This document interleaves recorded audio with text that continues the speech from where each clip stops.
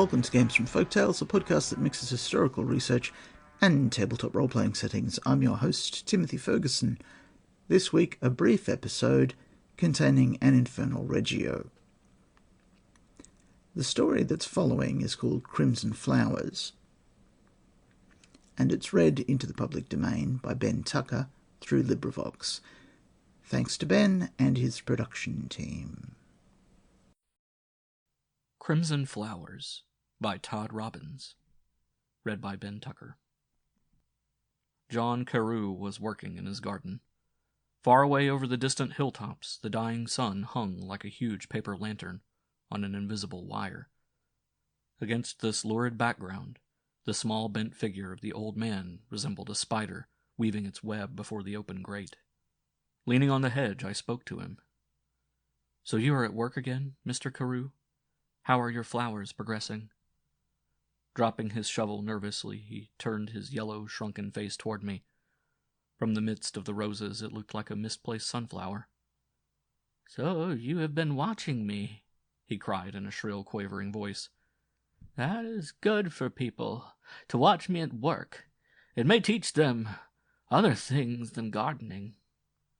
"What, for instance?" "Why, life itself. The mind is a garden, my friend. What lies hidden there must spring to life. These flowers are crimson thoughts. See how quickly they grow. Grow into deeds if I do not cut them each day. So must all men do if they would live in the sunlight. They must cut the crimson thoughts out of their gardens, even as I."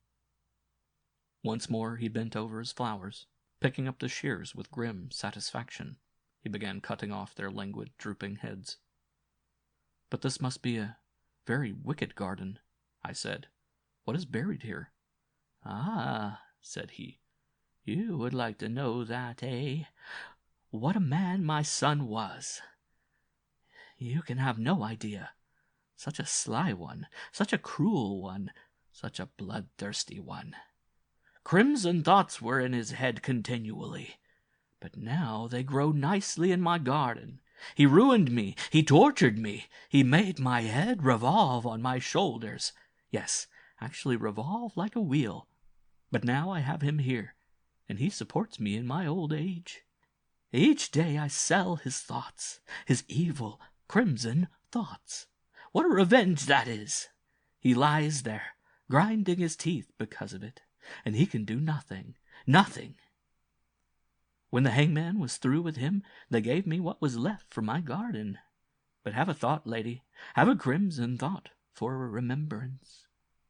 So saying, he rose and hobbled toward me with a single flower in his hand, a flower that glowed like a handful of the bloody sunset in the west.